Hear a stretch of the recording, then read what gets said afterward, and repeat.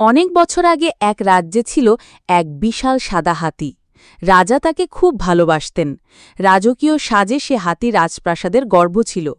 কিন্তু যুদ্ধের সময় আহত হয়ে হাতিটি মানসিক ভারসাম্য হারিয়ে ফেলে। সবাই বলতে লাগল, পাগলা হাতি। সে মাঝে মধ্যে রাগ করে জিনিসপত্র ভেঙে ফেলত, সৈন্যরা ভয় পেত। রাজা অনেকবার হাতিটিকে বেঁধে রাখার নির্দেশ দিলেও একা হলে হাতি কাঁদত, যেন মনে হতো কেউ তাকে আর আগের মতো ভালোবাসে না। প্রাসাদের মানুষজনও তাকে ভয় করতে শুরু করল। একদিন রাজা রাতে গোপনে তার কাছে গেলেন। চাঁদের আলোয় তিনি দেখলেন হাতিটি মাথা নিচু করে নিঃশব্দে চোখের জল ফেলছে। রাজার বুক কেঁপে উঠল। তিনি বুঝলেন আসলে হাতি রাগী নয়, কেবল আহত মনে একা হয়ে গেছে।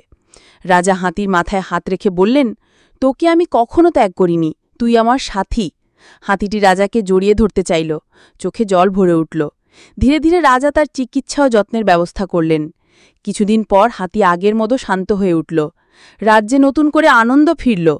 মানুষ বুঝল, ভালোবাসা আর সহানুভূতিই পারে সবচেয়ে অশান্ত মনকেও শান্ত করতে।